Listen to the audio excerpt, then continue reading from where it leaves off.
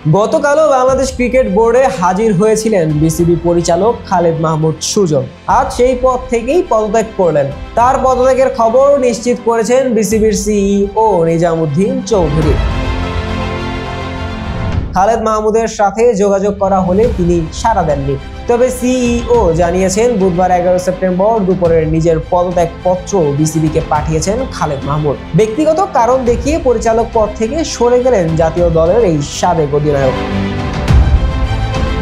এর আগে জাতীয় দলের আরেক সাবেক অধিনায়ক নাইমুর রহমান দুর্জয় পদত্যাগ করেন পরিচালক পদ থেকে। জালাল ইউনুস, নাজমুল হাসান পাপন ও শফিউল আলম চৌধুরী নাদেলের পর দুজন সাবেক অধিনায়ক পরিচালক পদ ছাড়লেন। নাজমুল হাসান পাপনের মতোই 3 মেয়াদ বোর্ডে পরিচালক ছিলেন সুজন। পরিচালক পদের পাশাপাশি বিসিবির গেম ডেভেলপমেন্ট বিভাগের চেয়ারম্যান, ক্রিকেট অপারেশনস বিভাগের ভাইস চেয়ারম্যান এবং আম্পায়ার্স কমিটির সদস্যও ছিলেন। তার কাজের ধরন ছিল সাংঘর্ষিক। পরিচালক হয়েও ডিপিএল এবং বিপিএল এ কোচিং করাতেন। ছিলেন জাতীয় দলের ম্যানেজারও। এছাড়া রাজশাহীতে একটি একাডেমিতেও কোচিং করাতেন তিনি। গেম ডেভেলপমেন্ট বিভাগে কাজ করার সময় তার হাত ধরেই বাংলাদেশ যুব বিশ্বকাপের শিরোপা জিতে। জাতীয় দলে কাজ চলাকালীন কোচদের সাথে দ্বন্দ্বের খবরও চাউর হয়, যদিও বারবার গণমাধ্যমে অস্বীকার করেছেন এমন অভিযোগ।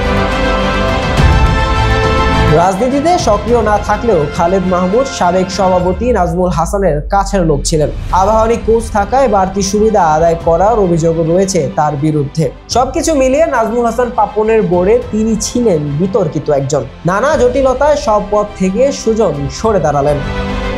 শাহরিয়ার আহমেদ জয়, ডেস্ক রিপোর্ট, আইকন স্পোর্টস।